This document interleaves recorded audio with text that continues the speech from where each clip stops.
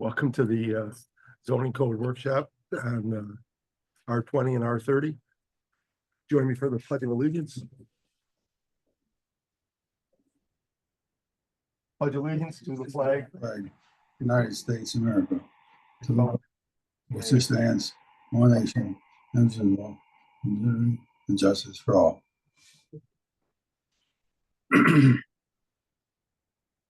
Matt, would you call the roll, please? Councilperson Chase, Here. Councilperson Morelli, Here. Councilperson Brown, Here. Supervisor Williver, Here. Councilperson Kies, I'm here. Loud and clear, Luther. I can hear you guys real good. I'm gonna keep doing this because You can hear the, And the last time they weren't, so it's some magic. Well, it's Derek. he was here and I asked him to do it, but I don't know if he did it. Oh, I didn't, something I happened. didn't see him in. Something happened, something's different. we noticed it was different Thursday morning. Well, that's true too. Yeah. Maybe he did get to it. Wonderful. Well, however it happened. One crazy stuff.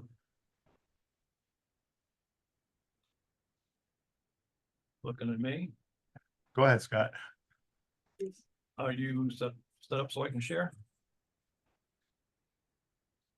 I saw that you were, I allowed it, you to share. I clicked allow.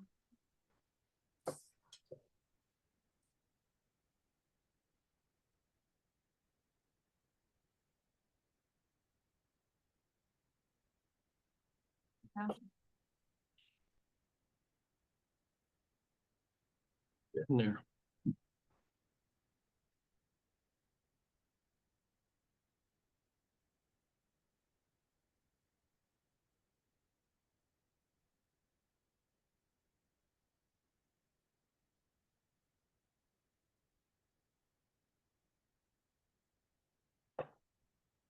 looks familiar.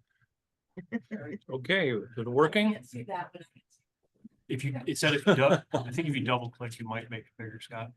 Double click. It just goes forward. It's full size on my screen. I got it. So maybe there's something somebody else can do. I mean, I can see it fine on my screen. We're talking about now, it's not, oh, it's full size. Okay, we got it. All right, this is about the Rush Residential Town Code proposal that was prepared by the Code Committee. It's just a random house in Rush on the opening slide there near during the Christmas season. My goal here is to really expose you to everything I could think of that's you might be interested in our proposal. I'll get into a little bit more of the breakdown certainly as we get into this, but I'm not trying to hide anything from you, slip anything by you. I'm really trying to point out everything that some folks might feel are controversial, some folks might think are great, some folks might think are not so great, but hopefully after this you'll be much better prepared and understanding of what we're proposing. Can't get rid of that. Okay, this is just general information. I always found it interesting. I used to get the Democrat and Chronicle when it was delivered in Rush. Doesn't seem to be anymore. And you may remember that every month there was a pamphlet that came along with it about real estate in the Monroe County and other county areas. And at the end of the year, they always had a summary of sales of different towns and counties. As it turns out, these are listings of those that I have ranked. It's a mixture of counties, mostly towns, but also some counties, but don't let that bother you. On the left side, they're ranked by annual sales. So the number of homes sold in each either county or town. So in general, you're comparing town to town. So Rush shows up as dead last in the number of sales. So indeed, we are the least populated town. The number of home sales in Rush average for the years of 2021 and 2022 was about 2% of the number sold in Greece and about 7% of Pittsford. So Greece being the most populated town, Pittsford being what turns out to be on the right-hand side the most expensive town. Probably not surprising. So on the right is the listing ranked order in the average sales price of homes in the town. And Pittsford's up there around 412,000 several years ago. Rush, however, it might be surprising to some people, is in the upper quarter and always was when I looked at it. Sometimes it was actually up with Pittsford and Mendon, but it's in the upper quarter over those 2 years. The average sales price in Rush was about 50% more than Greece and 2/3 of what Pittsford is. And it was close to Webster and Parrington. So you can make of that what you will. Certainly nobody disagrees we're low in the number of people, the number of homes, but we're not so low in the value of properties. So this is my summary. In the beginning, this proposal is big and detailed. It's actually 39 pages of town code. It spans 3 chapters. It's not just chapter 120 zoning. It also includes subdivision of land, chapter 100, and some appendix, chapter A 125.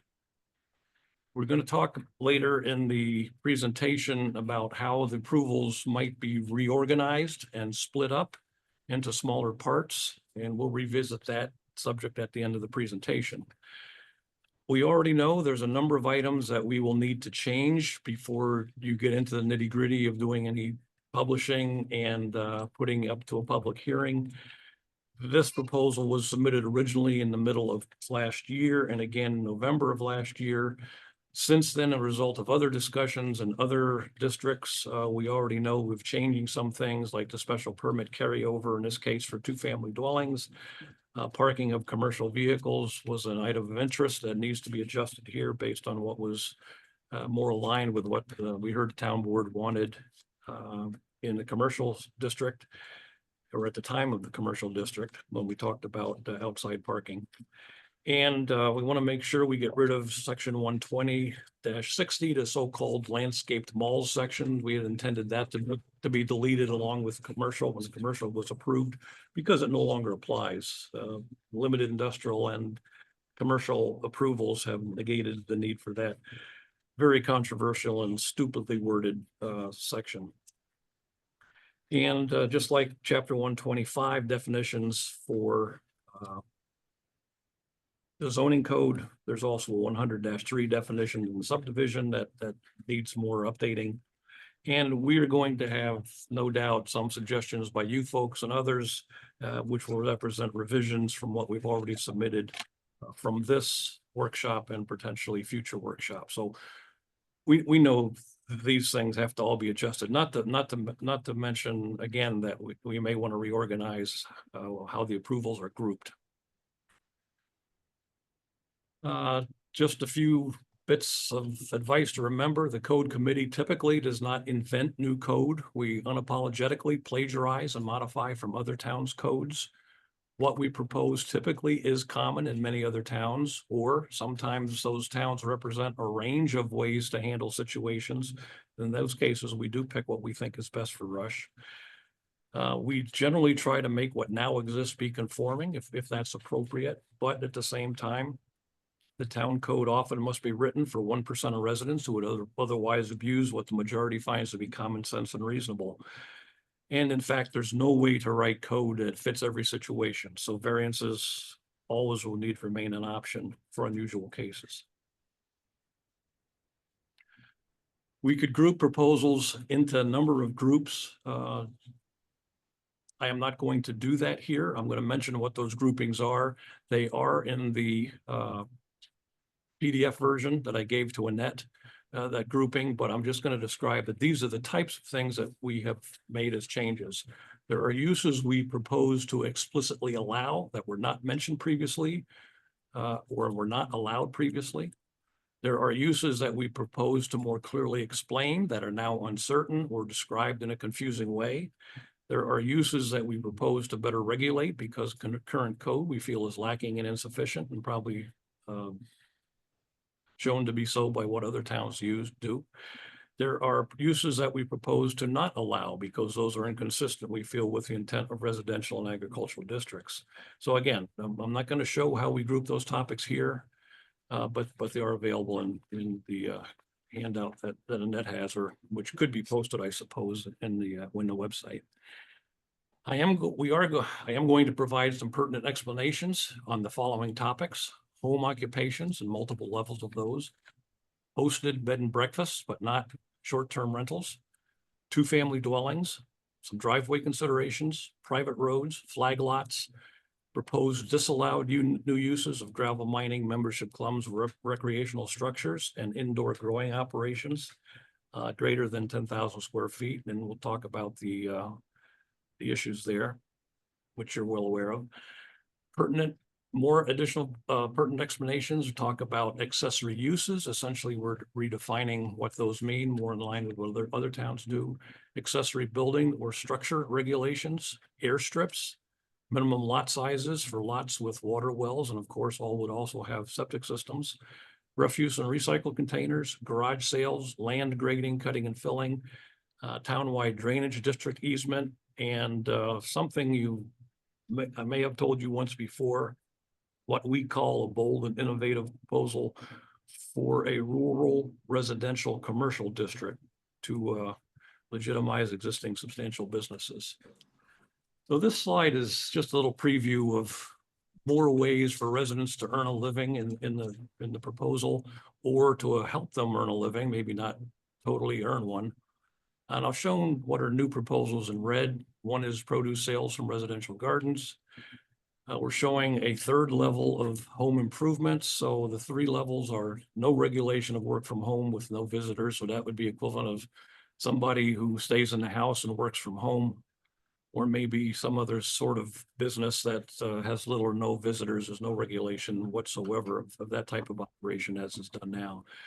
The other one would be minor home operations, which would be similar to what we now call accessory uses. The one we are adding in a significant way is a category called major home occupation, allowing up to 2 non-resident employees with other restrictions. So we'll get into more detail. Hosted bed and breakfast establishments, and then again, legitimizing existing substantial businesses with the RRC district. Getting right into those topics, our proposal for 120-60C, minor home occupations, using again that deleted or soon to be deleted 120-60 landscape mall section. It is similar to current accessory uses in 120-7 R20 residential districts A5. It would allow for limited commercial parking, but again, that's one of those details we have to review and come back with a specific proposal. It would add the requirement of a permit from the building inspector and a certificate of compliance from the fire marshal, so that any risks are known for emergency responders and allows for inspections in the future if needed. The major added new category is major home occupations. This, as it turns out, is very similar to what other nearby towns do, like Mendon, Canandaigua, Webster, and Spencerport. It does allow 2 non-resident employees, up to 6 vehicles for so-called commercial parking, although part of those would be cars or pickup trucks from employees, potentially if needed with landscaping, so it appears residential. There would be restrictions, only 1 major home occupation per residence. We would intend this major home occupation to remain subordinate to the principal use, including appearance. The proposal is, and this is true already to some extent for what's becoming minor home occupations, but now as auxiliary uses. 25% or 500 square feet of the dwelling unit, and 35% or 800 square feet of an accessory building with a maximum 1,000 square feet. Now, at present, no home occupation is allowed to use an accessory building according to the current code. So that's also a pretty substantial change. Minimum 3 acres and the nature of the lot and location to be considered. This is a tough one, because what's more common in other towns is they will have a district that is a large lot district, like requiring a minimum of 2 acres or 3 acres. And it is typically on those types of districts where major home occupations are allowed. We don't have such a district. We have the RR5, but none of our town is zoned that way. So the proposal is a minimum of 3 acres. I think it's pretty obvious you have to have some minimum size because you can't have these, 6 cars parking on an R20 lot, for example. This would require a special permit from the planning board as we wrote it up, and a certificate of compliance from the fire marshal. Again, zoning risks are known to emergency responders and allows for inspections. Now, this is my statement, not coming from the code committee, but the town board could consider giving the zoning board of appeals responsibility for these special permits, just to help balance the workload. You would expect there would be a slug of these coming through if this is approved. Settled down, maybe not so many, but there's nothing saying that the planning board has to. Except that the zoning board is for appeals. And so we can't really give them the ability to make, You So- actually can. There are other towns that, but that's not how we've That's not the typically way it's done set it. up That's now. not the way we've Correct. done it, so that, that's correct. you know, how you can can you have one body approving something, and then if someone has to appeal it, there's a conflict of interest, I think, inherent in that. Hmm. And that's my Okay. feeling about that. Okay, I know. You don't, towns don't even have to have a planning board. That role can be given to the town board or the zoning board.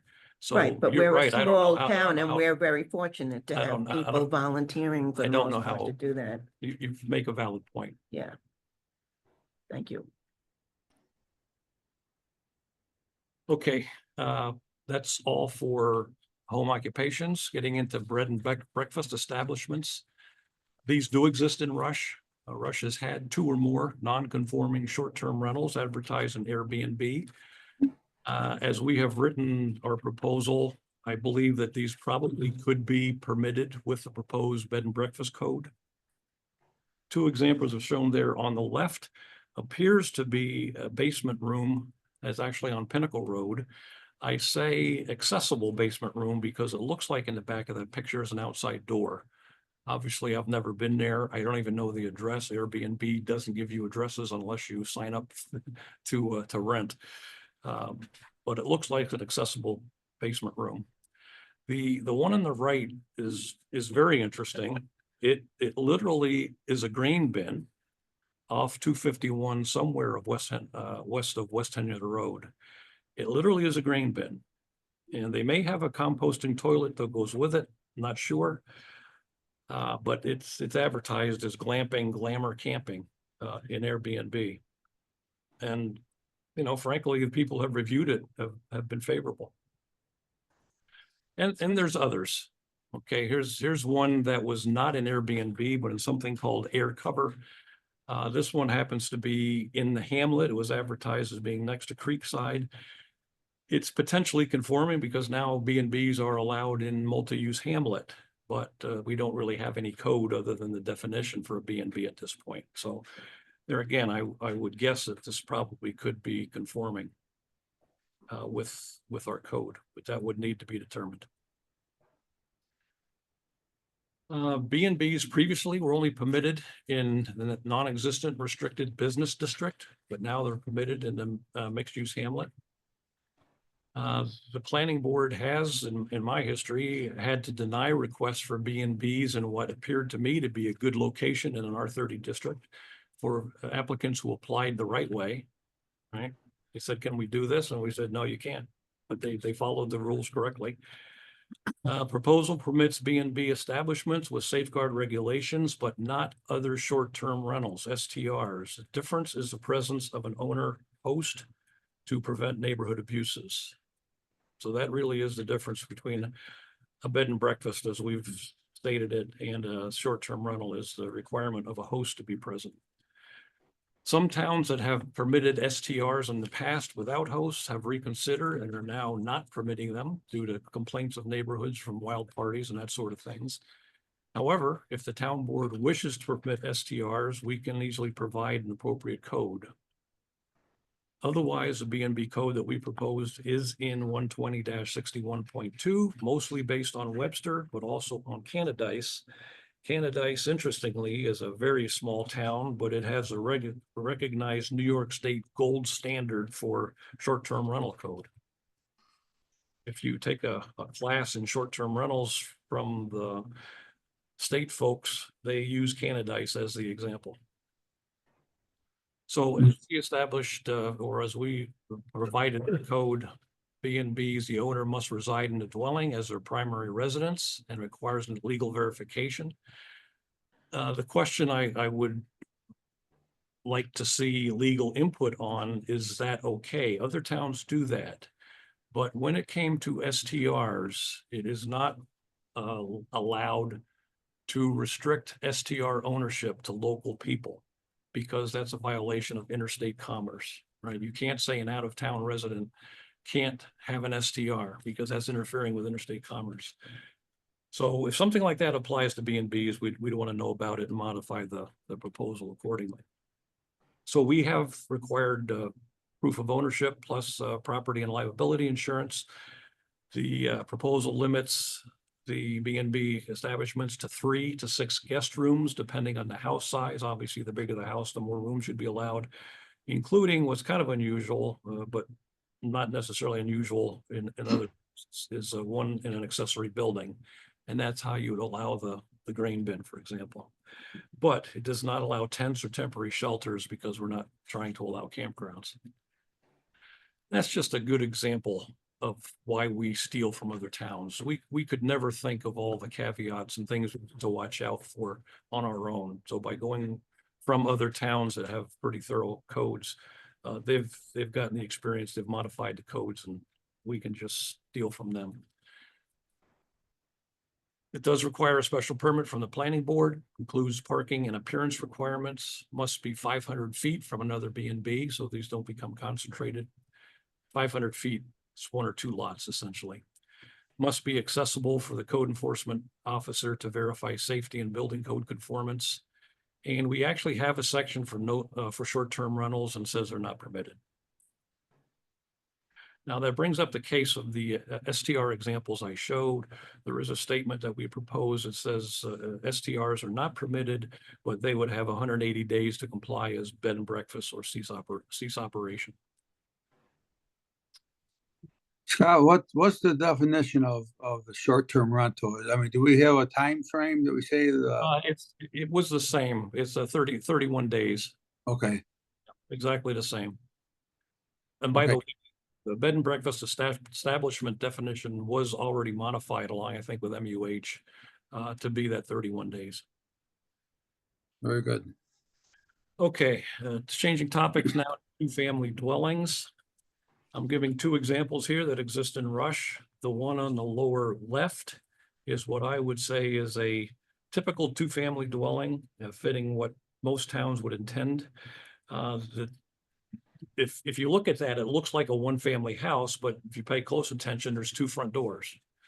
So it's kind of like 2 side entrance colonials built into a single center entrance building, if you will.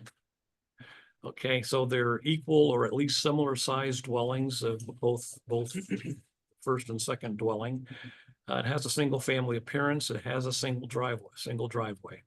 Okay, the alternate example in the upper right is actually what you can't see behind a tree, a small, mostly flat or at least very low slope roof studio apartment addition that was added onto the side of the house. There's actually a separate unapproved driveway added to there, what actually comes out on a state road, which was not legal, at least when it was installed. But anyway, that's the difference. So it's got a kind of a big house with a studio apartment on the side versus 2 similar sized apartments. So as it turns out, Rush Code has a very comprehensive code for accessory apartments as 12061, but no code whatsoever for 2-family dwellings. As I mentioned, 2-family dwellings typically, most towns, are intended to have 2 similar sized dwellings, each with minimum floor areas that are near but less than the minimum for a single family minimum floor area. Currently in Rush, there's no rational reason why anyone would apply to build an accessory apartment. The 2-family dwellings have no rules. So indeed, informed applicants have gotten two-family approvals when they should have applied for accessory apartments for essentially an elderly parent. And they're just being smart. Interestingly, I would say we've in the past had probably as many applications for accessory apartments as we have for two-family dwellings.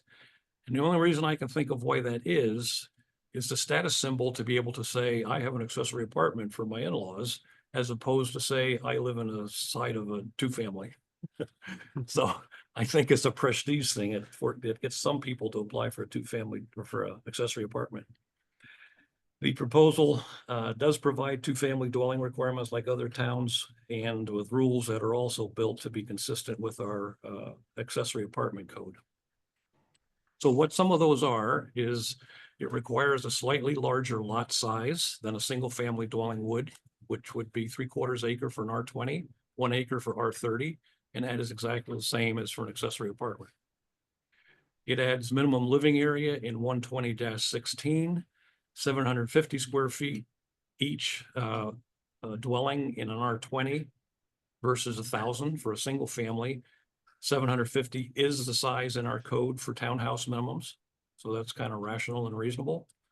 And 1,000 square feet in an R30 for each dwelling versus 1,200 for a single family.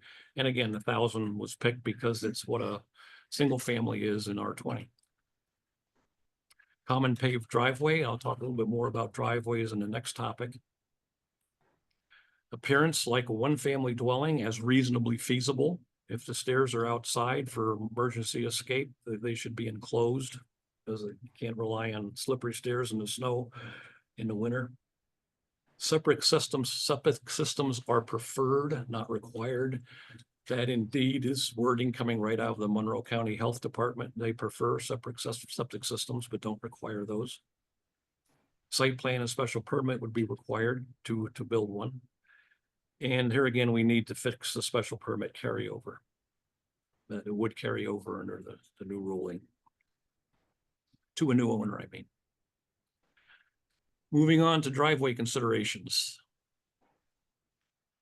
This is something probably not many people are aware of. The expressly stated policy in Rush in Town Code Appendix that I'll show in the next slide is that the number of entrances and exits onto and off from state, county, and town highways be controlled, which is to say minimized.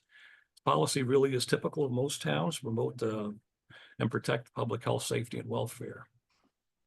So this is our code that exists in the appendix A125-21, construction of roads and streets. J, highway frontage.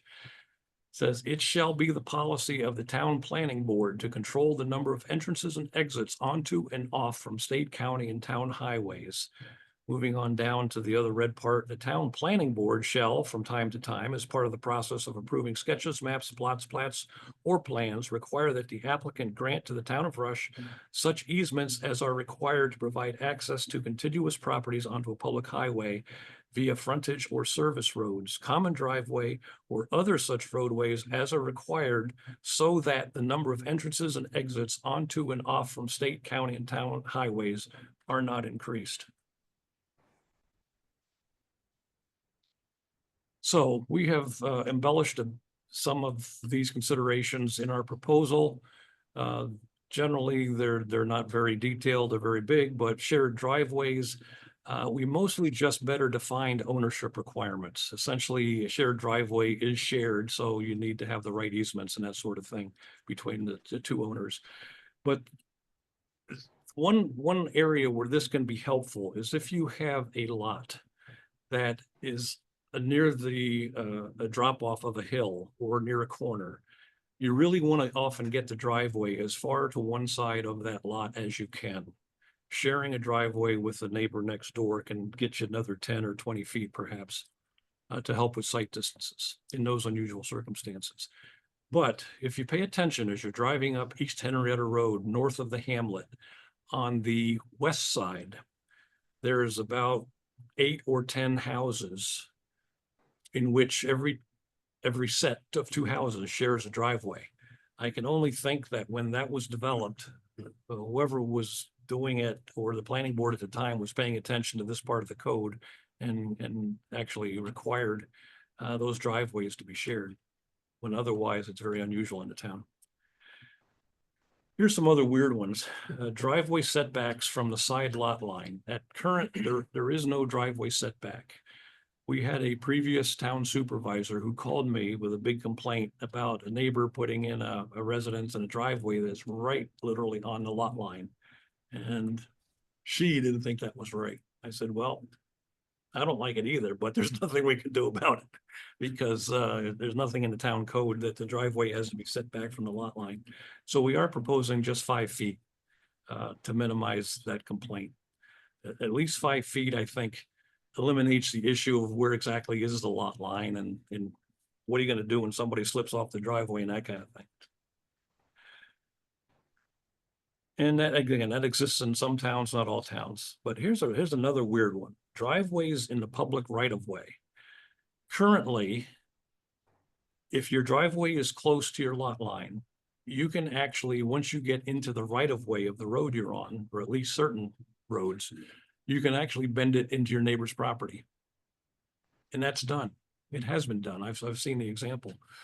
And I said, no, you gonna need variance for that. You can't do that, or you gotta get an easement from the neighbor. No, you don't. So we are adding to the town code that when you're in the right of way, you just extend the lot line and you can't put, your neighbor can't put their driveway in on your side of that lot line extension into the right of way. So I bet most people aren't aware of that or think about it. Private roads, another, it's not a strange use or issue, but it is strange the way it ended up in our town code. Local Law 1 of 2014 was approved to define and provide rules for private roads as A 125-6, street, road, and pavement, O, private roads. Incredibly, this law was never added to the town code and only exists in the legislation area of E-code. So you can find it. You can search for private roads in quotation marks. So you handle it as a term, not just in each individual word, but you can search for it and find it, or you can find it at town code, public documents, and so on, down to local law 1 of 2014. So obviously we want to get that into the town code, but while we're at it, I'm going to add some other things that in trying to use it, I found were lacking. But before I get to that, the purpose of private roads is that it is an option for 2 to 4 dwellings, no more and no less. 2 to 4 dwellings, that's less expensive for a developer to build than a dedicated road. And the town does not have to maintain it. There's only a few dwellings and it's not a huge added tax base. So the town doesn't have to plow it or keep the pavement up or anything else. That's up to the group of residents who jointly own it through easements. So we have added missing definitions on how private roads shall be treated regarding setbacks and lot orientation, and generally provide more thorough wording for resident agreements and responsibilities who share that ownership of the private road. Again, I would say nothing unusual in almost all towns. This is a topic of flag lots. This actually would be placed in subdivision of land, but it's a substantial residential issue that I'll describe in some detail. Flag lots, in case you didn't know, are named after the flagpole and flag shape.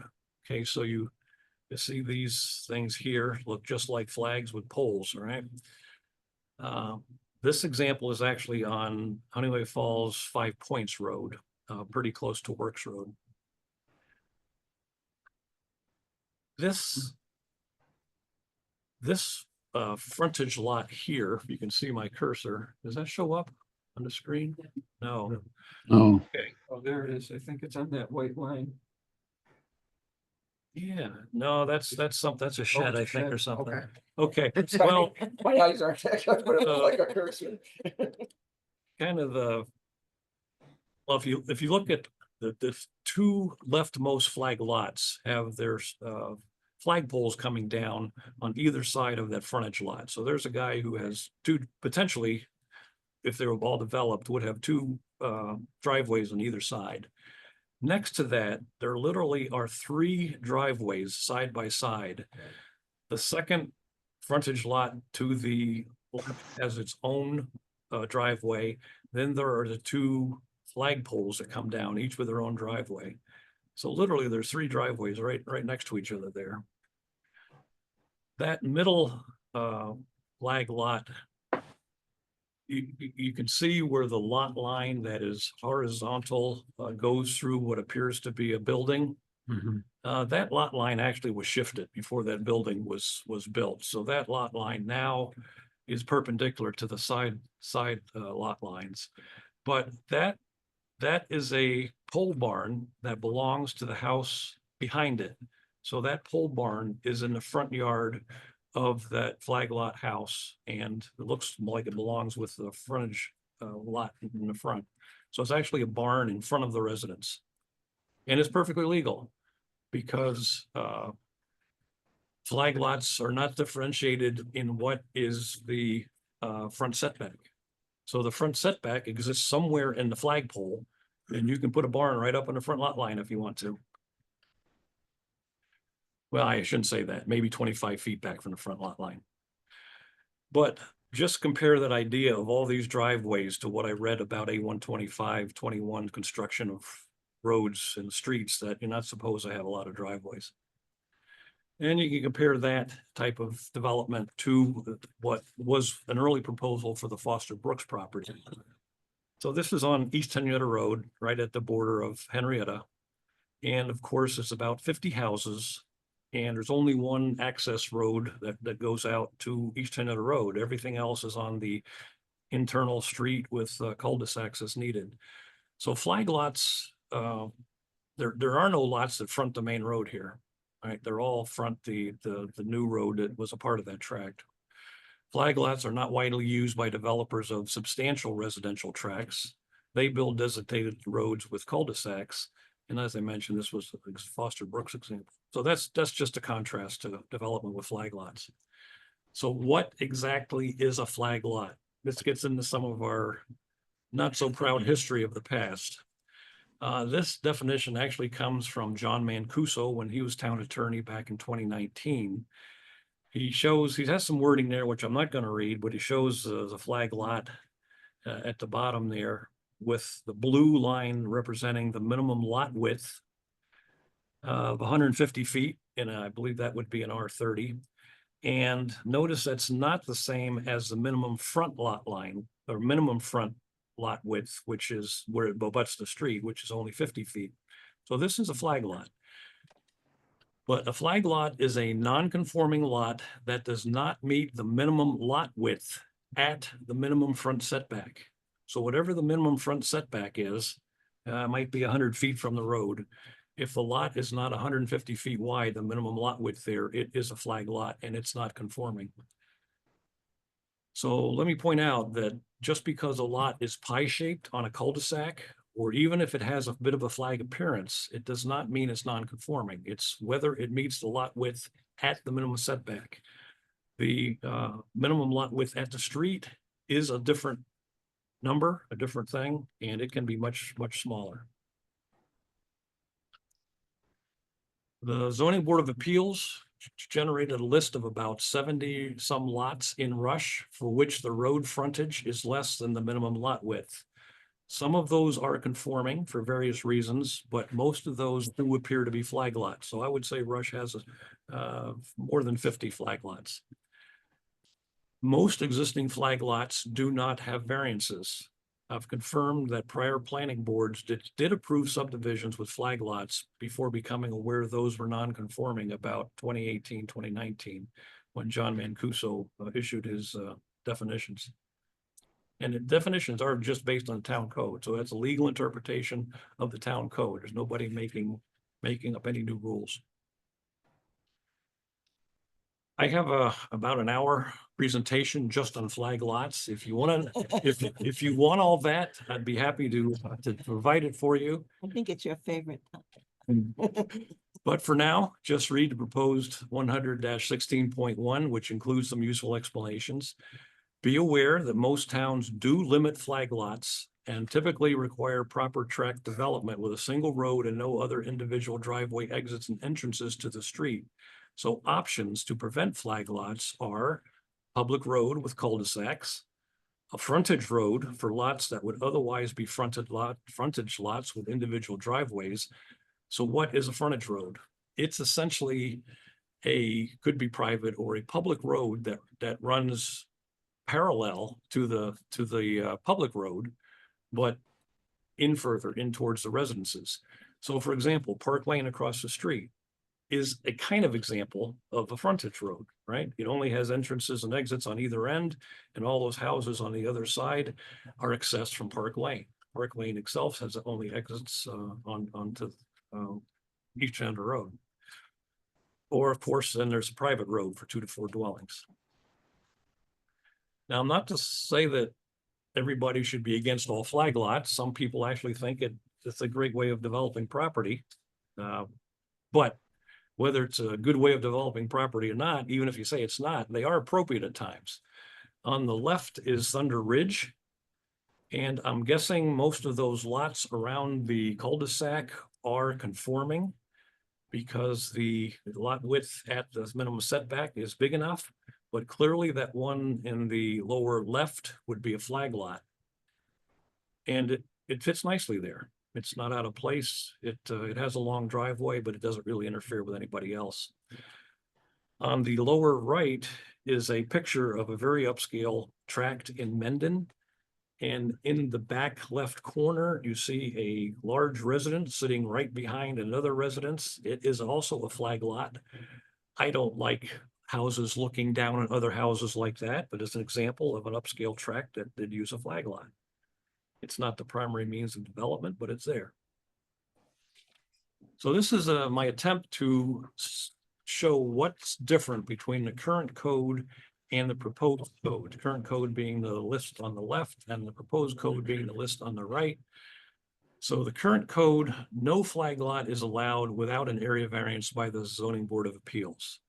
What we're proposing and the big change on the current proposal is 1 flag lot per subdivision would be allowed as part of a routine planning board process if it meets other conditions. Current on the left, all flag lot numbers and features allowed with area variances, or all other flag lot numbers and features are allowed only with an area variance. And that's the same on the proposal. If you're doing more than 1 per subdivision, you'd still need a variance.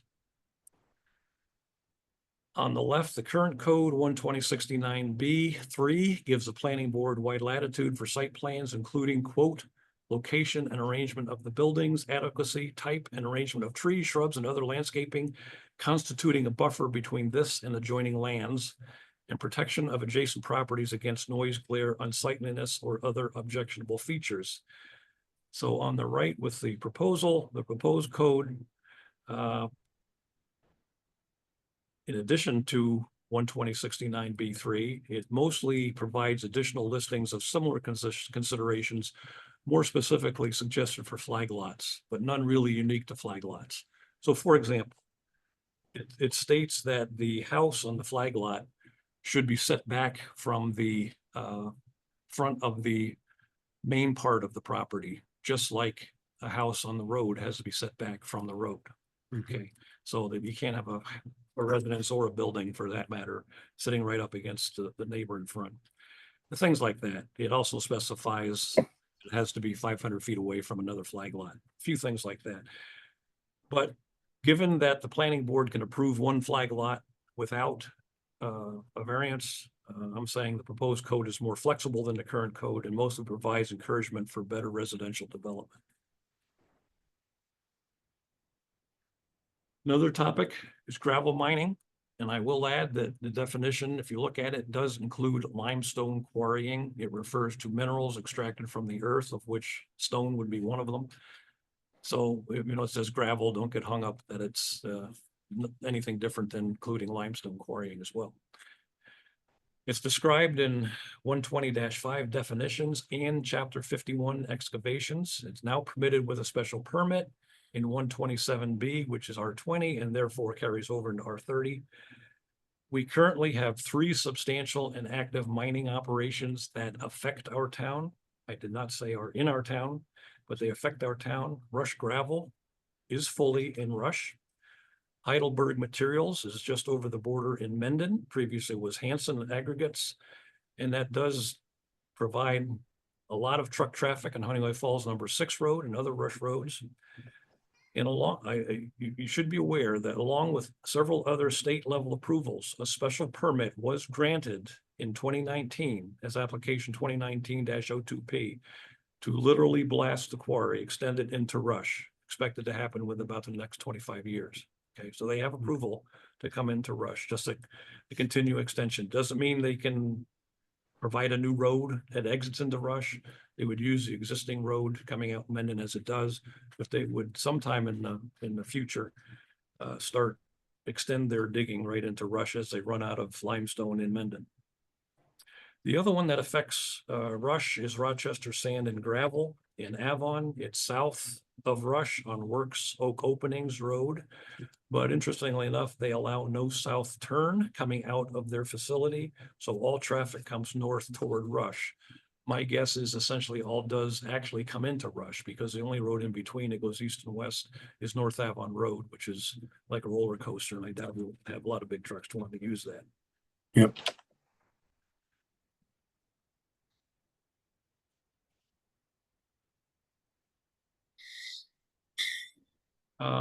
So the proposal includes eliminating gravel mining in R20 and eliminating any new gravel mines in R30.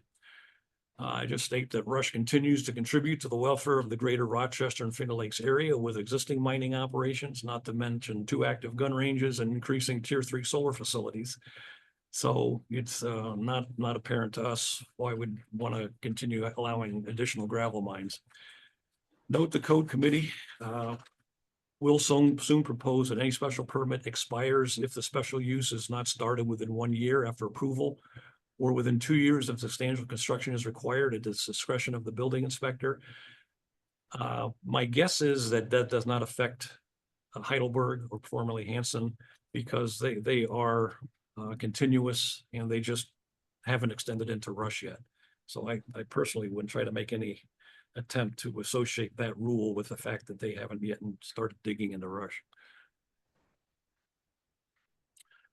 Next topic is membership clubs, officially stated as recreation facilities operated by a membership club for use by members and not for profit. They are now permitted with special permit in 127B for R20 and therefore carries over into R30. There are at least 2 approved examples in the last 10 years. One is George Conboy's Antique Car Club on Woodruff. That was approved sometime around 2015. And there's a Macon Tracks Radio Control Car Racing Club approved in 2017. Now, maybe Rochester Brooks Gun Club was allowed under this permitted use, but no one seems to know when or if that actually was occurred and actually was a special permit approved. We know it's been there a while, but it's not the first location of that business, of that membership club. It was further in towards the city at one time. So this is just a little bit more information about Macon Tracks Radio Control Race Club. It operated for 9 years as a non-permitted and non-conforming outdoor racing track. You may know that this is next to Vern Valance on Honeywell Falls number 6 road. It applied for a special permit as a membership club in 2017 and was granted later that same year. The special permit allows 2 events per week with 35 persons and 15 parked vehicles, plus 2 events per year with 60 persons and 30 parked vehicles. So how you rationalize this with, say, 6 for a major home occupation is hard to imagine. But anyway, that's what is allowed now. I have a personal question around membership clubs, nonprofit located on a parcel that is privately owned. What the heck does that even mean? Could it use sham memberships or no membership enabling a private hobby and accessory building without a primary residence? I think the answer is yes.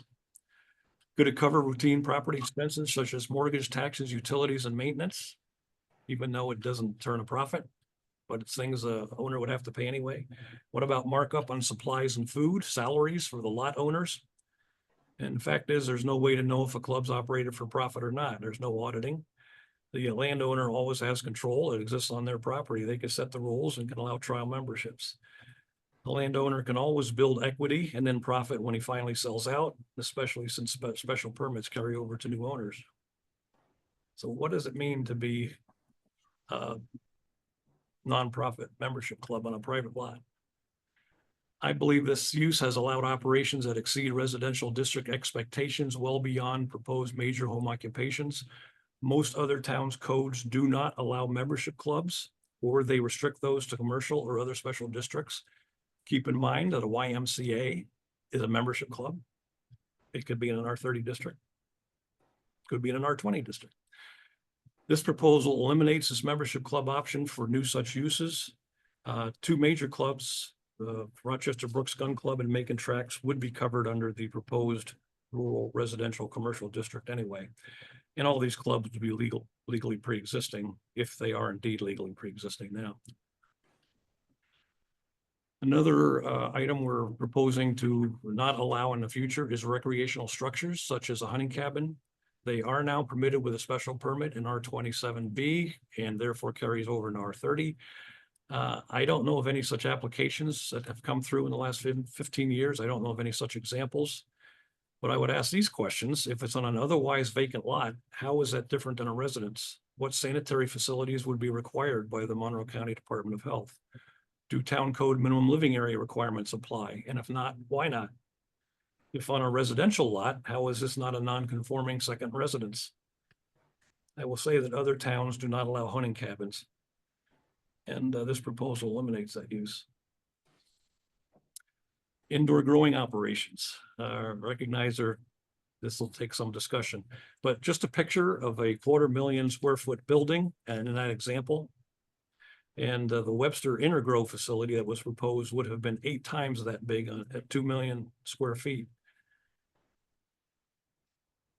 So proposal defines a indoor growing operation as primarily without natural sunlight and proposes to restrict anything less than 10,000 square feet.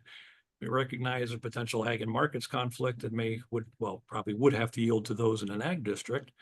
But we have had some discussions with ag and markets, and possibly in a non-ag district, this type of rule could hold. Huge such facilities appear industrial and are written as permitted in our approved limited industrial district code. They arguably don't fit in residential districts, potentially 25 feet from lot lines. So there's examples of disputes elsewhere, as one in Webster, as well as examples of financial failures of the companies starting to build them even prior to completing the building. And then end up with a white elephant in a residential district. So moving on, accessory uses, and I recognize there'll probably be discussion about that. Accessory uses clarified and redefined. The current code actually confounds terminology for accessory uses as two different types. In 127A permitted uses, number 3 is accessory uses of structures and accessory structures. And what's meant by that is actually various accessory uses of the lot.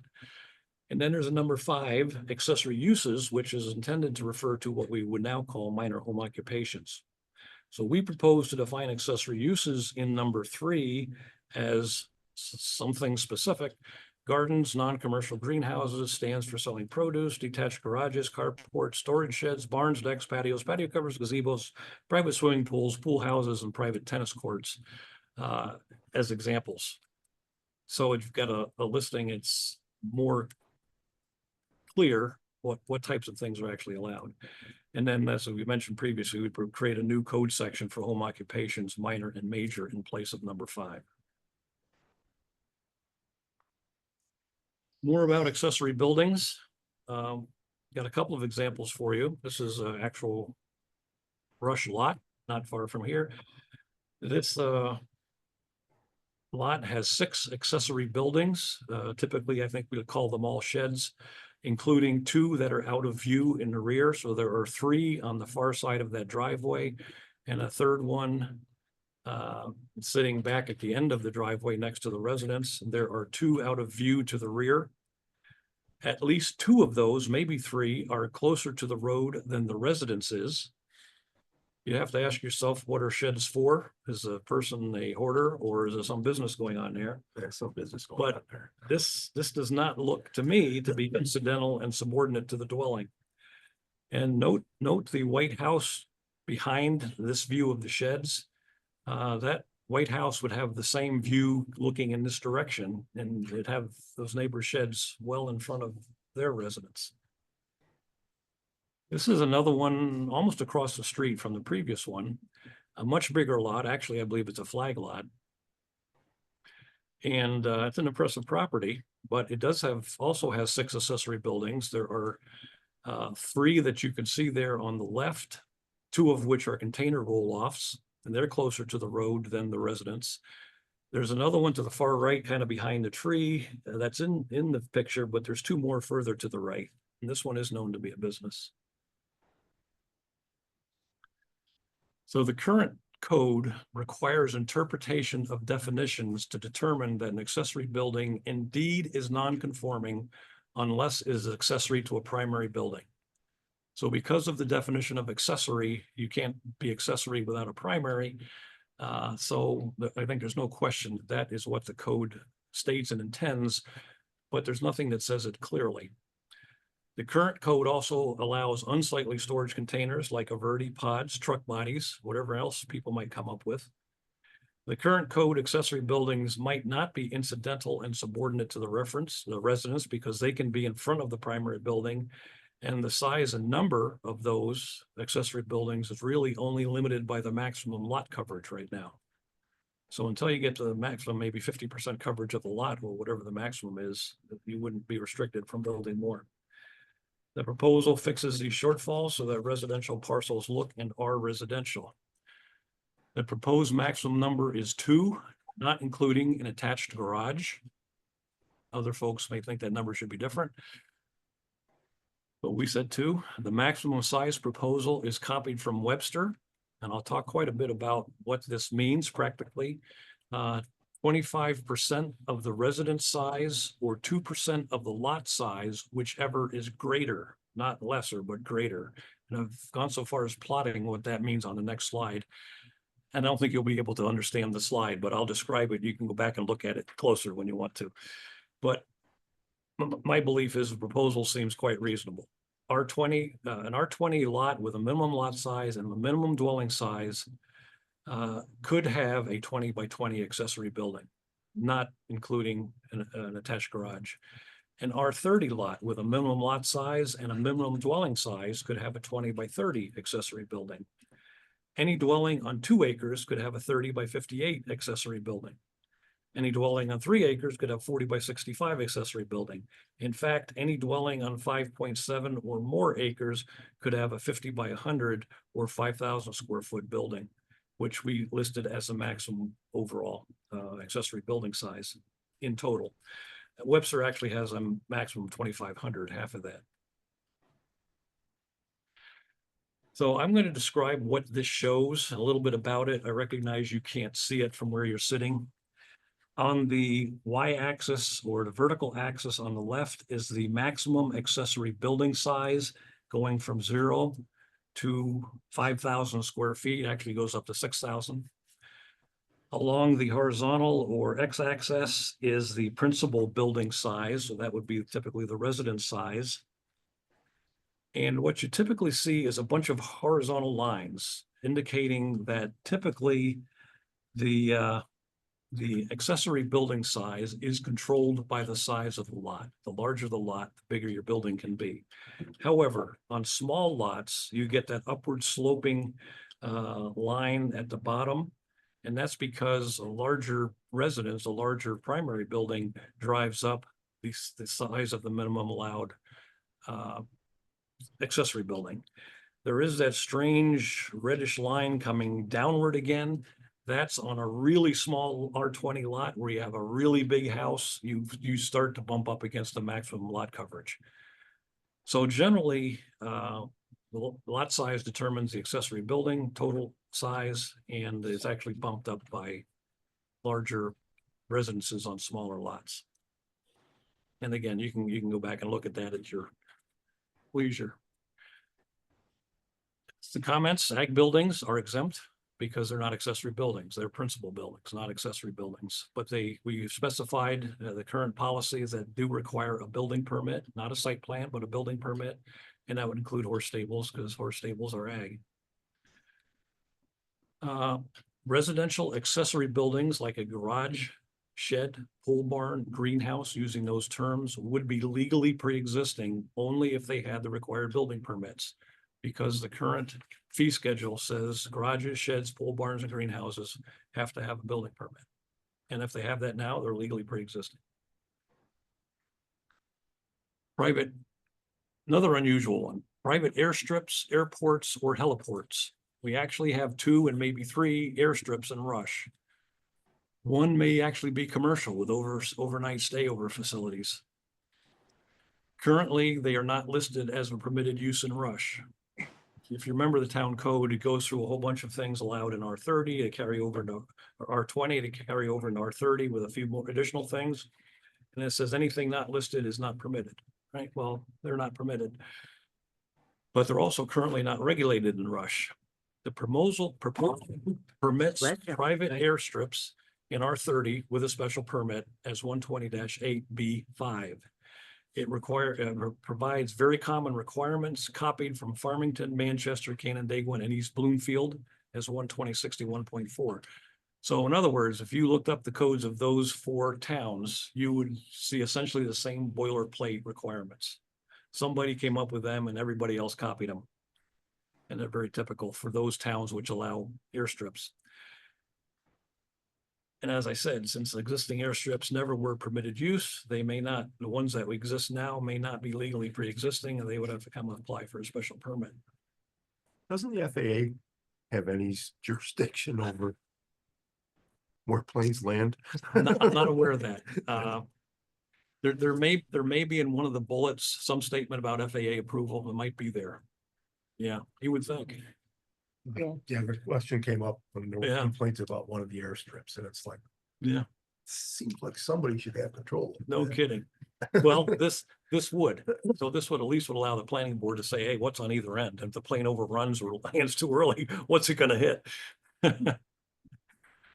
Minimum lot size. This is something that's always struck me as curious and finally got into a real world example of it. But that is the idea that we have a town which has no public sewers. Half the town has no public water, yet we have these things called R20 and R30, which have 20,000 and 30,000 square foot minimum lot sizes. This is a real world example. Okay, to the right, you can see a circle, which I can't point out with the cursor. But they're in about the left center of the picture is a kind of a black dot with a bluish line that partly goes through it. That is proposed well location for this residence, and there's a 100-foot circle with a dotted line drawn around that. So you can look at that and where the septic systems are in the neighbor's property, and in fact, that well would be okay there because the neighbor's septics are not in that 100-foot circle. However, up in the front, you see a septic system just to the north in this drawing of the driveway. And a bit above that is a little picture of a circle, and it says existing well. So that neighbor put his well right there where that existing well is shown. And it's only 45 feet from the proposed septic system. So that is something the County Board of Health would not approve. And they typically don't bend those rules. So as it turns out, this guy ended up having to pay his neighbor to move his neighbor's well, which he did. And he squashed his septic system down a little bit so he could get further enough away. It was a case where he wanted, this applicant wanted a walkout basement in the back. He couldn't put his septic system in the back on this small lot of 1.2 acres and have a walkout basement.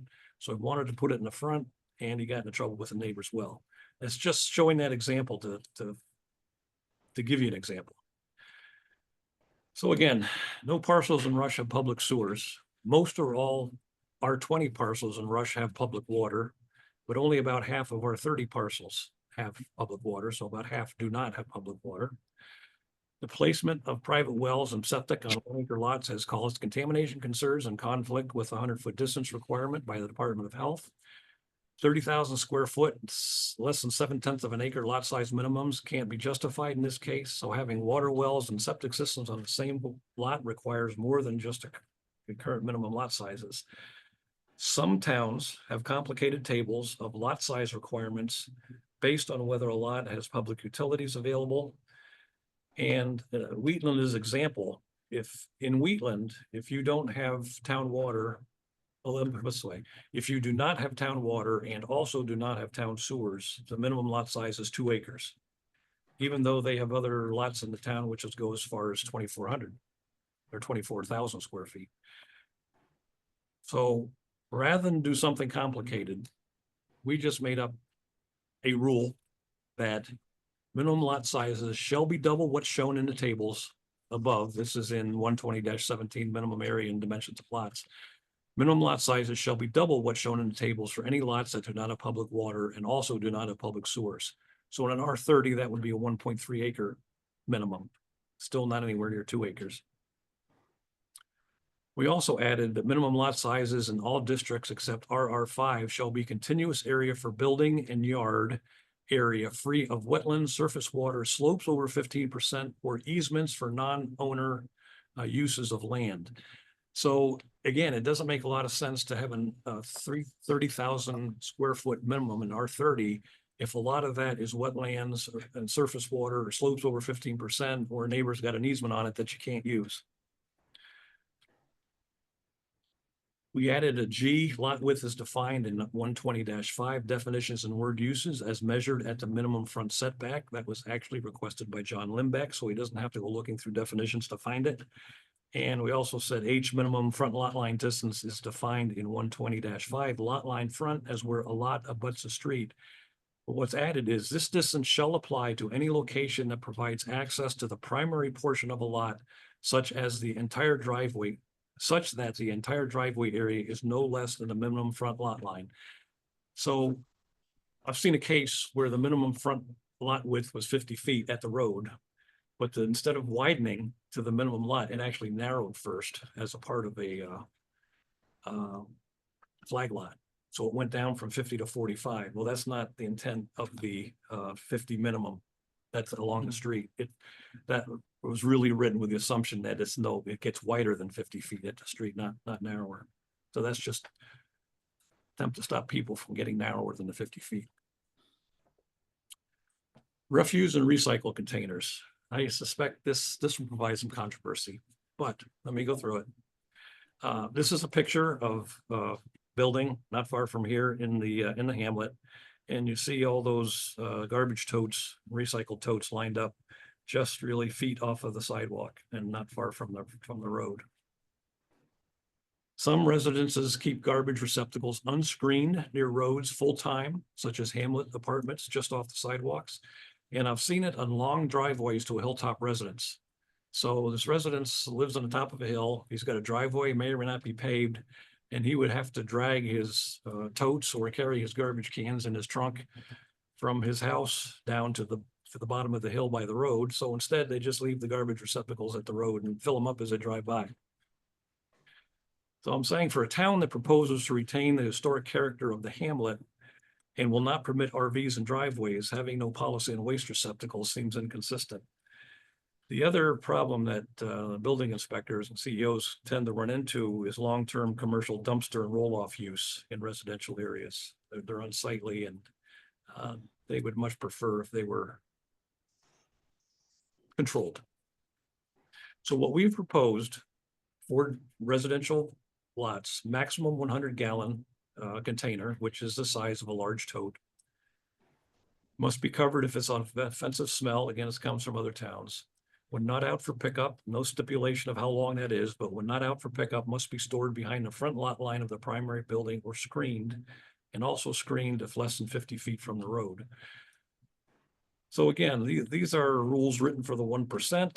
As I stated down the bottom, I would not expect a building inspector or the CEO to go running around looking for garbage containers being out. But if there is a complaint and it's viewed as being objectionable, you need a code to refer back to so that you have some law to stand behind to say you need to do better.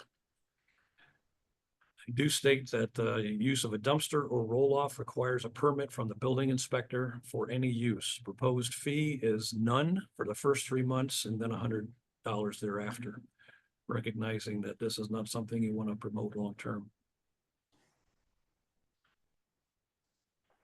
Another similar one for law of the 1% is garage sales. So we've proposed it in 12060.1.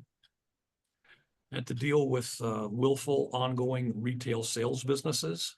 So again, this is if it becomes obvious and complaints and long-term, you've got a local law to subject the person with. But essentially, it adheres to New York State Tax Bulletin STW 07, which states 3 days or less per calendar year. We are proposing not any permit required if you want to have a garage sale. And there would be exceptions in the code for garden produce sales. 5 items per year advertised as those same items. So if you want to sell your lawn tractor or your lawn furniture, or you want to sell your car in your front yard, you can do that. If you're advertising it as that item. It would not include household dispersal auctions or court-ordered sales. And signs, another issue. People tend to want to nail signs to telephone poles at the end of the street and then never take them down. So signs would be limited to the same property, no signs on poles, highways, or other properties. And primarily, as I said, it provides a local law for the CEO to enforce in rare circumstances. Land grading, cutting, and filling. Town code does have some grading restrictions. Chapter 51, excavations, goes into quite a bit of detail, but it says these do not apply if removing topsoil or other earth products from one portion of the premises to another part of the same premises, when such removal is necessary in accessory use or is made for the purposes of farming or improving said property. So in other words, anybody moving anything in their property, it would be improving the property. That's what they would say. Gravel mining regulations, there are some, and that's in the definition in the gravel mining section, but it doesn't really say much about other folks. There is a 12054 dumping operations. It says they are prohibited except dumping inert fill materials to fill to establish grades. So again, another big caveat there, and anybody could claim they're filling to establish grade. Under 12062, uses prohibited, soil stripping and the sale or disposition of topsoil so stripped from within the town are prohibited. So you couldn't have a topsoil selling business here and just take the topsoil off your land. But the CEO and building inspector feel all those parts of the code are lacking since they're unable to cite a specific code when grading affects runoff onto adjacent property. And that is the issue. They've had some examples where somebody has done something near the edge of their property causing runoff, and it upsets the neighbor, and the town officials have no town code referred to and say clearly it's illegal. So many towns do require grading permits more universally, some as for as little as 3 inches of grade change.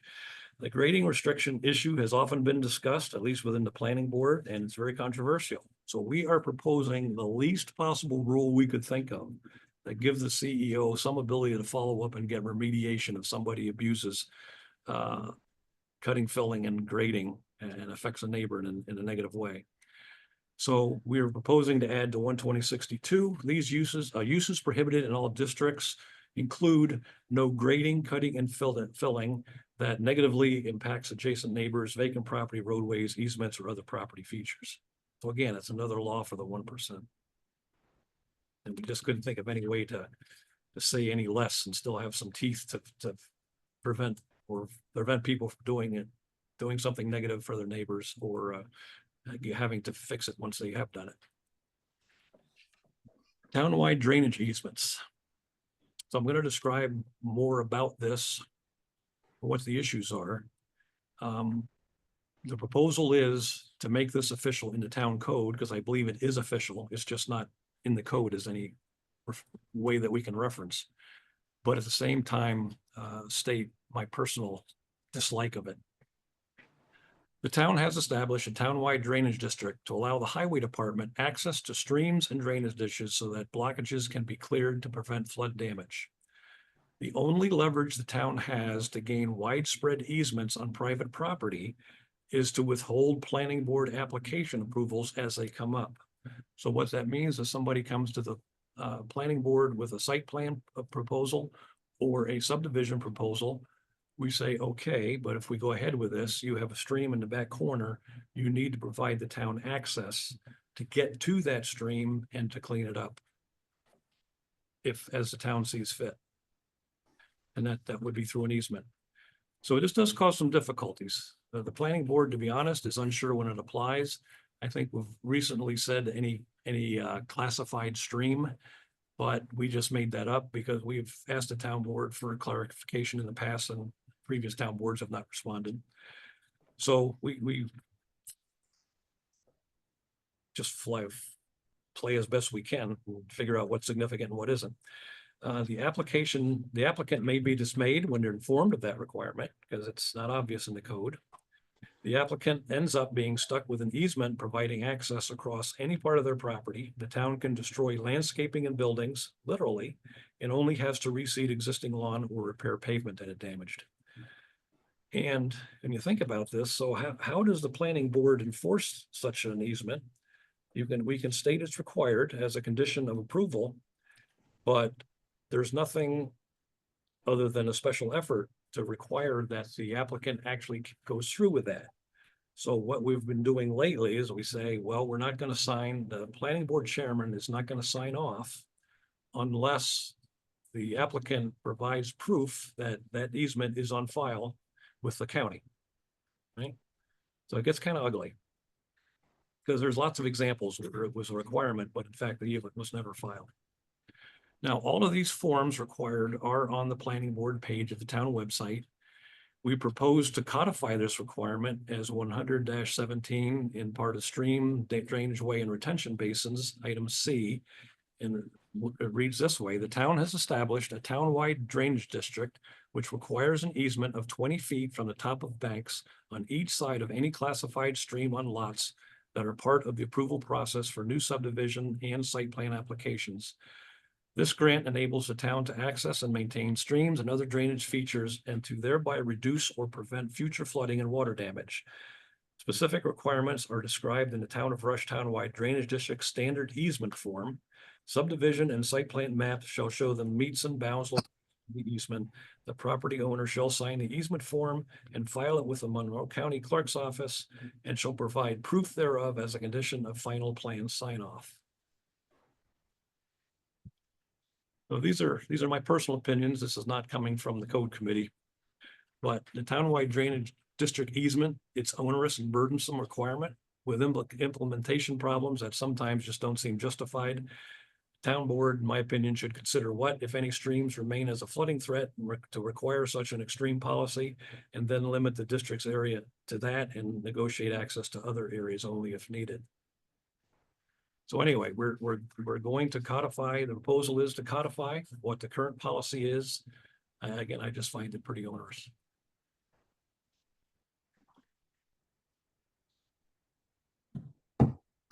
Continuing on. This potentially could be another controversial one, or I would say at least it's sensitive. Rural residential commercial district proposal. So what about larger businesses like Rush Gravel and Vern Valley Septic that are located in R30 districts? They're certainly highly valued in the community, but their scale exceeds home occupations. What about existing firearm ranges like Rochester Brooks and Monroe County ranges that are located in R30? Conformance of those seems to be unknown. Nobody seems to know how they came to be there. Maybe the county has more authority over towns and they can do it. Maybe Rochester Brooks has a special permit from long ago that nobody knows about. But certainly Macon Tracks is another one that was approved as a membership club. That one's legitimate. So the code committee has an innovative proposal to make all those conforming.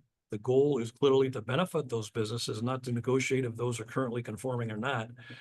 But it wouldn't, if we pursued this, it would have to be managed with sensitivity, the right level of timing and communications to avoid misunderstandings. but it would encompass about 215 acres of rush gravel and Monroe County lands on Kavanaugh and Stony Brook. Another 283 acres on Honeywell Falls #6 Road. That would include Rochester Brooks Gun Club, Vern Valley Septic, and Macon Tracks Racing Club. Now, this 215 and 283 acres are all larger than all of the current commercial, limited industrial, residential, multiple dwelling, and a mixed-use hamlet district. So you worry about spot zoning, right? But these are pretty big. It would hard to say they're zoning a specific spot. This is what it would look like with the two blue RRCs I show there, right? And you can compare them to the pink and purple in this slide, commercial, limited industrial. They're big areas. So in terms of spot zoning, the pros would be, it's not a single property or owner, it's not a single use, it's not new or newly proposed use, and it's not a small area. The cons of the proposal being considered spot zoning is that it's not specifically mentioned in the comprehensive plan, which tends to mention business development near major roads. So what this proposal would be for RRC would include all uses permitted in R30, which, by the way, includes gravel mining and membership clubs, but might not in the future. It permits accessory uses. It would permit accessory uses for gravel mining. So sales of other bulk landscaping supplies like mulch or decorative stone, and bulk trucking with dump trucks by special permit. So I think that would legitimize everything I know of that goes on at Rush Gravel. Permit essential services. So we said required by high percentage of Rush residents, like water wells and septic services. And it permits firearm ranges and accessory uses like restaurants and food for members run by governments and membership clubs, including, we said 4 weekend events. We'd want to verify with Rochester Brooks that 4 is enough for them, but some limited number of weekend events. Includes large acreage requirements for any of those uses so that they couldn't pop up elsewhere in the RRC districts on smaller lots. It includes safeguards similar to commercial zones next to residential, which is logical since they're within R30. Things like larger site setbacks and special permits for outside storage. But we'd probably want to modify the off-hours vehicles, would make that acceptable with a site plan, just as we did in the other districts. So clearly this would require more discussion and deliberate planning, getting legal advice to see if creation of such localized districts would be likely to pass muster. If you got that far, you'd want to contract the affected businesses, explain what we're trying to do and get their input so that we cover what they feel they need. And given the difficulty and sensitivity of this, there probably are other higher priorities in the short term. But given that we did come up with it and we still believe it's a useful need, I would even say essential, that I didn't want to just drop it at this point. So I said this whole thing was big and detailed, and we would get back into how this might be split up differently for approval at the end of the presentation. We're now, and you'll probably thank me for saying this, near the end of the presentation. Yeah, we're not quite an hour and a half in, and not different than what I expected. So I'm going to get into that now. What parts are there and how they might be split up differently. So in describing what parts are there, we talked about previously 125 definitions and word usage. I could argue those are already taken care of. We submitted all those separately.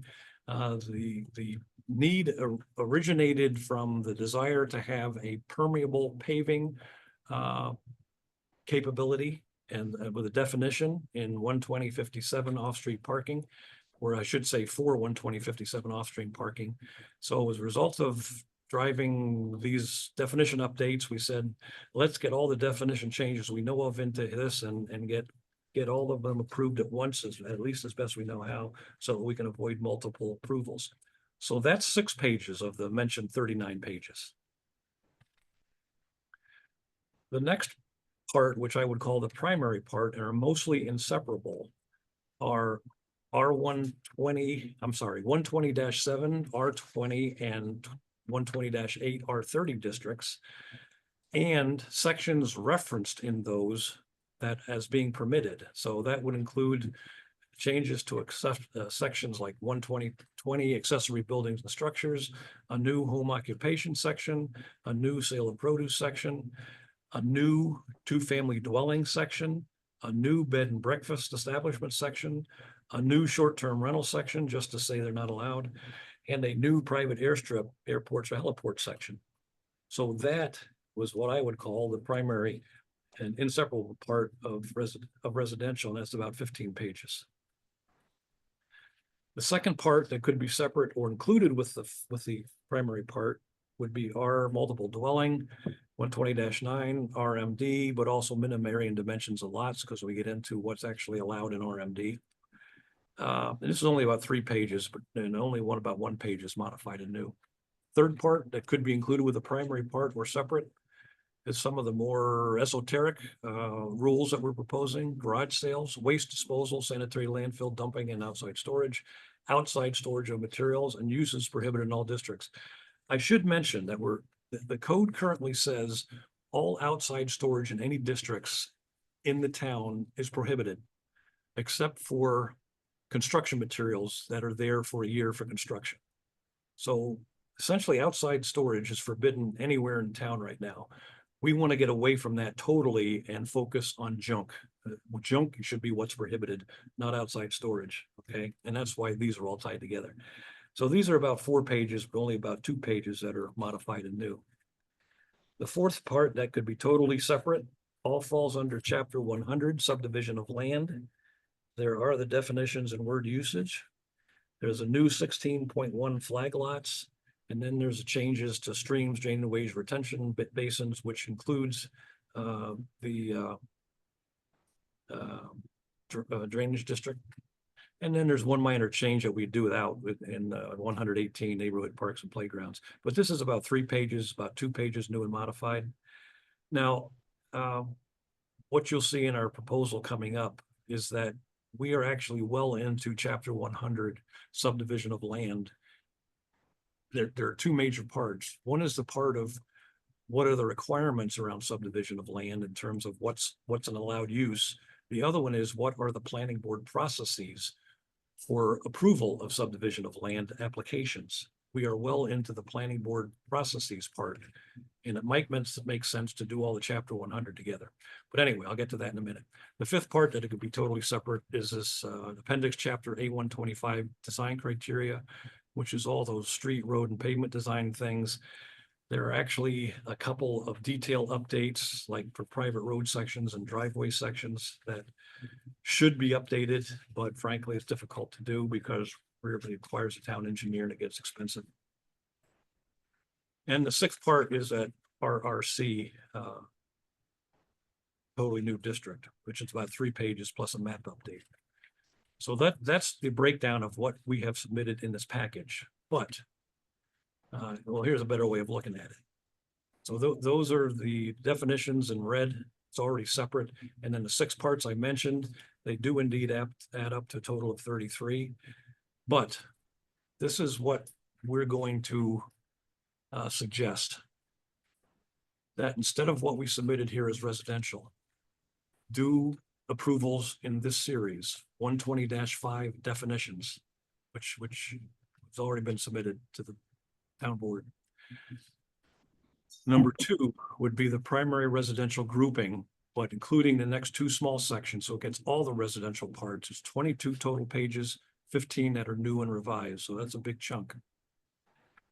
The next separate one, which you haven't gotten all of yet, is chapter 100. Subdivision of land. So it would include what we've submitted in this submission, but also including planning board subdivision approval procedures now in progress. In total, that will be 29 pages, 12 of which are new and revised. Then there's that little one, appendix chapter A125, design criteria for streets and roads. Another one we are already through, but it's 12069 planning board procedures for site plan reviews and special permits that we have not yet submitted. we have agreed internally with the code committee, but have not turned those into you. That's 15 total pages, 7 new and revised. Then I'd come back with the RRC, residential commercial district, which is 3 pages. We know we're gonna have some cleanup of changes, errors, and other small items that we have yet to be determined. For example, we have no code for electric vehicle charging. But if you add up all that we can see that we've essentially completed as a code committee, partly turned over, part we have not turned over, it all adds up to 90 pages, 40 of which are new and revised. So that comes to this question for this group. How aggressive does the town board want to be? How big is too big for a grouping of updates? The sequencing proposal at least keeps grouping within a single town code chapter. So we've got chapter 120, which is zoning, chapter 100 subdivision of land, and then chapter, I think it's A125, which is all the other stuff, the roads and stuff. Certainly the code committee would continue to assist with any preferred groupings. So if we're able to decide what groupings we want to proceed with, we would verify the latest update proposals in that grouping. We'd fix any omissions and changes to prior submissions, and we'd resubmit them to the town board in the preferred groupings and ordering. We just need to decide what that grouping and ordering will be. Superimposed on top of this, as Luther well knows, is the need to fit in 120-64.1 solar energy systems that is being worked on now by the Solar Advisory Group with the help of the code committee. So whenever that's available, I would guess we would slip that in and make that a highest priority, just because there's new solar proposals coming along all the time. So I think this is it. What now? Comes back to, are you willing to tackle that big group with sometimes 25 to 29 pages in each group? It is daunting. And first of all, thank you so much. It's That's a lot of an work. enormous effort. Part of my reason for putting down 90 pages and 40 new is saying, look at all we've done. Yeah, really, If but you're getting paid this per is- page, yeah. this is really unprecedented for the Um, town board to take on anything like this in recent history. I've never seen anything like it. So we gotta start somewhere, Yeah. but first of all, can we get a copy of this, this whole And that has it, presentation? if, Put on the website. it's, Can So you if you- email it? This Yeah, I can. electronic, so, email it to you. this is a PDF version. I don't give out PowerPoints because they're too easy to change. So Okay. this is a PDF. but that's all right. Stamp. I would like it, because in my head, I Everything, did. it's exactly the same. It's just not changeable Okay. as easily. All right, but I could Yep. make comments Yep. and Yep. in my head question things as we go. Yep. And to me, it's like I have more comments So what on certain things than other things. it's Want this copy? No, I'd like electronic. for the average person, I have including clean out my office. including town board members. You could go through everything I've presented here and say, oh, this doesn't sound right, or I'm concerned about this. Yeah, Logically, then you say, what does the proposal really say? You try to match this to the document of the proposed handout or the Mhm. proposal and see what does it really say. But that step is tough. Because I try to refer to the sections to help you Yeah. refer back. And that handout is in chronological order, so the 60 This- comes this before thing? 61, comes before 62. wait, what is in which? This. You're right, the Okay. submission is in chronological Yeah. order. If you look at it, all the sections are in chronological order. Okay. So if I correctly stated the section in this presentation, you can somewhat easily get there. Okay, But it's a lot. There's no way of making the town code simple. Does it make sense to start with the definitions? And so. Do you wanna, I mean, the definitions, I looked over them, they seemed pretty straightforward. Is this something we're gonna do like right now? Yeah. Okay, I mean, not this evening, but yeah, but I Yeah. think that we could do more than just the definitions. yeah, at the as next then one. one page, I think 2 pages back with the. Well, the definitions are in chapter 120, so you could add definitions to the big part of 120 if you wanted to. Then it gets to be instead of 25, 31 pages, but yeah, definitions don't add a lot of difficulty. Back to slides where you have the list of them. Yeah. There. you go. So that these are the ones that we've already given in our submission to the town board. Ones where like it would read as the code when you have the red included. Yeah, so what, You change it, so, Like we saw when the commercial was in that. yeah, they're, in our, what we handed out is all color coded by what's changed and what's different. And black, of course, is what's already there. So I think what we're talking about on the table here is definitions in 1, 2, and 3 are all in section 1, it's all in the zoning code, chapter 120. And if you're willing to take those all on together, more power to you. Yeah, that seems a bit much. I was thinking, I mean, the definitions seem pretty straightforward, but Well, okay, so you could. Let's see. You could do definitions with the primary part, right? So. Yeah. Right, so you could do definitions with this.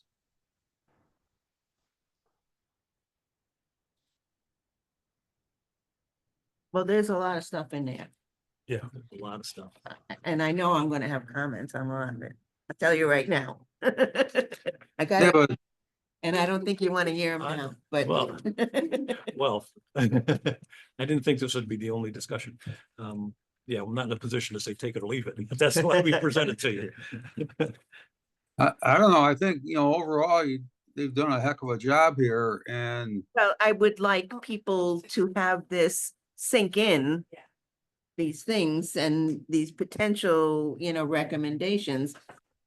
And, I'd like everybody to let that settle in their heads, but to come back. In fairly soon, we set a date. And with their comments, like. On how, at least for a couple of things. Mhm, sure. So that we well, can hash it I mean, out, like it, don't like it. and- You'd have to decide, so. Maybe you could shorten things a bit if you'd want to write down your comments or your concerns and submit them to the code committee, by email ahead of time. However, that process doesn't allow the interchange among people at the same time, Yeah. so that has its disadvantages. But I mean, I think I'm on the board. I'm not, well, I guess because you're not a official, I was just not sure of the legality of doing some of that. Yeah, would we, I think you would want to have those discussions in a public meeting instead of just emails. At another workshop. Oh, kinda. Yes. So, Where we could talk about things where we as a board, like, you okay, move on, not what are you thinking Right. about this and why? Yeah. Yeah. And then before we send it back, like, you know what I mean? We don't need to involve.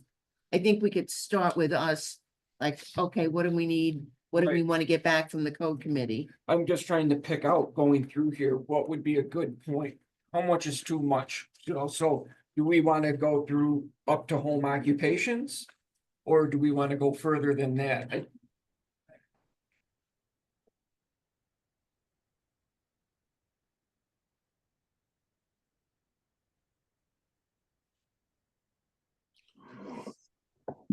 I would think we were looking at 15 pages here with definitions. And I don't think we have, the code committee's done a heck of a job here.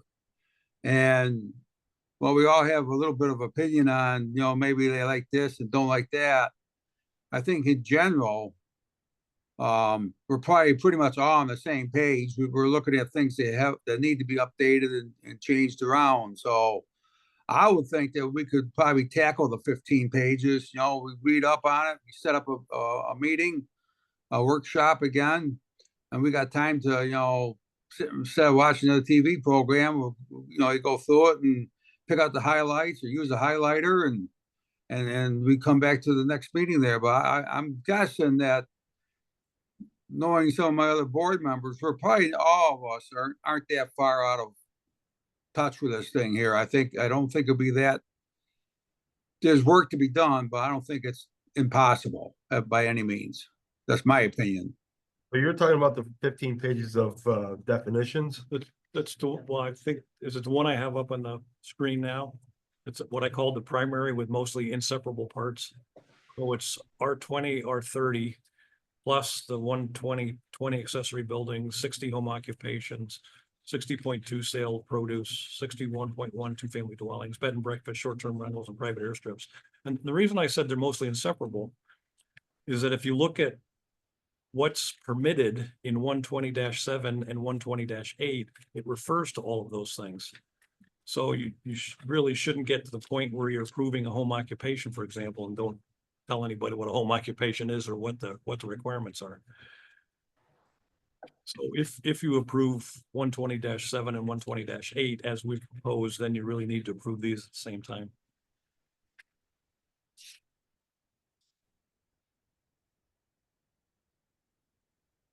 So if I'm It's looking like at this, 25. that's what let's I call was it. thinking. I'm sorry? It'd be like 25 pages. Yeah, it would go. Including the definitions, If we did Yeah. everything up there, plus the definition. plus the definitions, it's like 25 pages.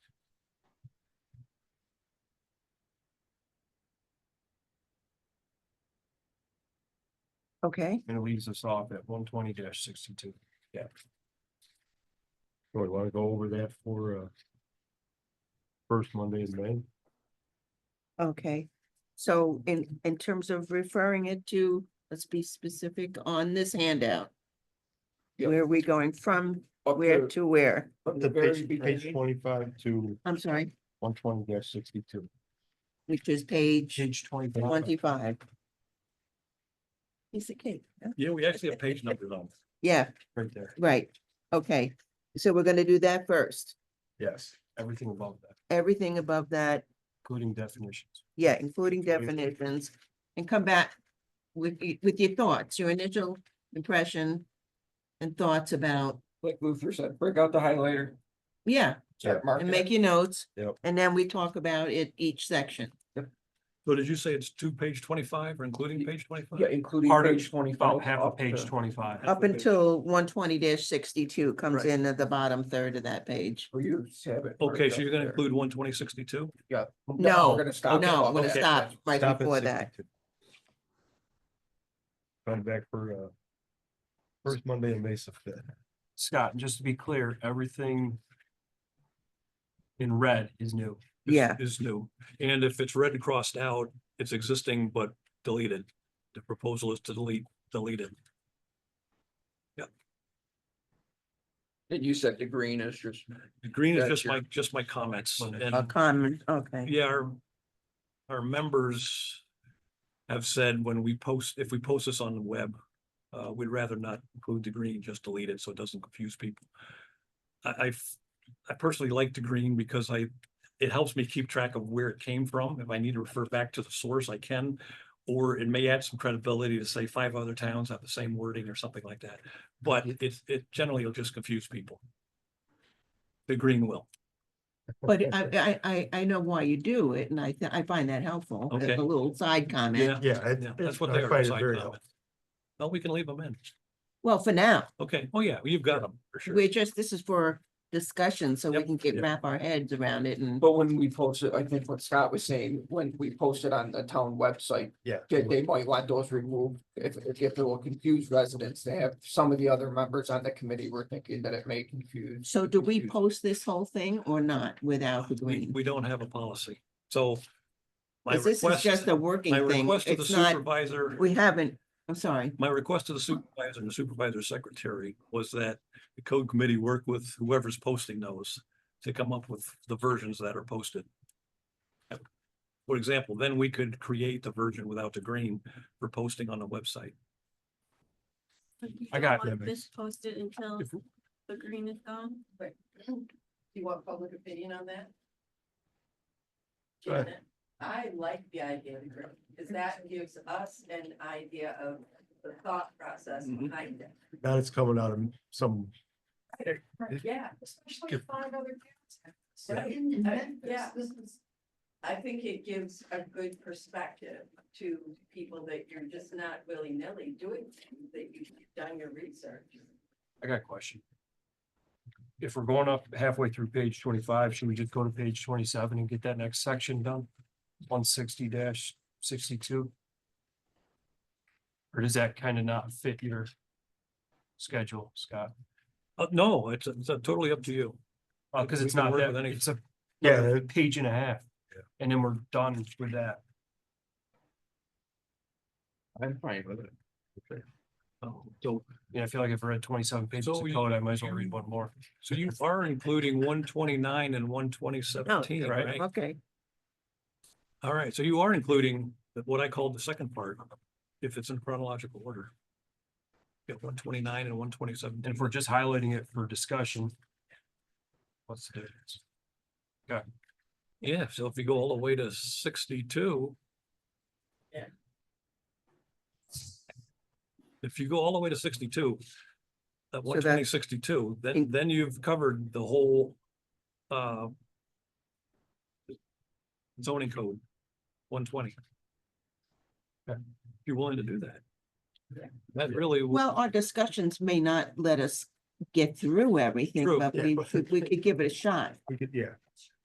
So that essentially is what I showed in our proposal. 120-5 is definitions, and then the second one would be primary residential grouping plus garage sales, plus wage storage, plus RMD, and it's all in chapter 120. You've got the whole chapter 120. All the zoning code. That would be all we could ask for the next step. So we'll shoot for that for the fifth. Should we start at 6 o'clock? Yes. Okay, wait, let me get my, what are we talking about here? Or is that gonna? What I have not heard anybody say, at least yet, is, well, we really don't want to talk about that topic. I haven't heard anybody sense that. We have, all needs to be discussed. These are all needs, Yeah. based on experience.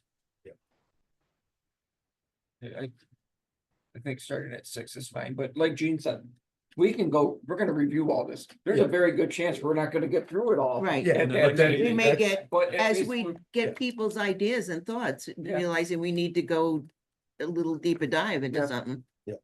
So, So that's Cinco de Mayo. We got it. Yeah, So May 5th, tequila, some, we haven't, I we think got Corona with discussion wine. started at 6. All right, we Do we want to make a decision? We want to start at 6 in May, or do we want to stick to 7? I'm fine, I can go. either. 7. We work to 5:30 here, so I'm scrambling to get back here if you're gonna do it at 6. Okay.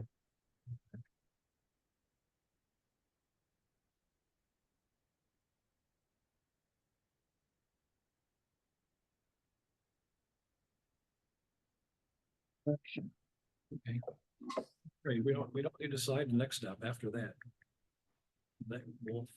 If we get through chapter 100 zoning, and decide which one we do next at that time. Page 27, right?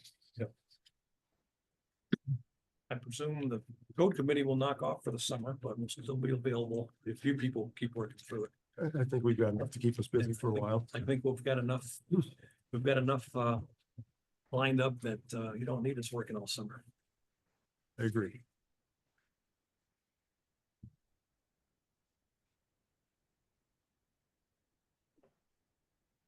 All right, is that a wrap? So that'll do it for tonight. Thanks, Scott. Thank you. Good job. Full committee, thank you. I will do that.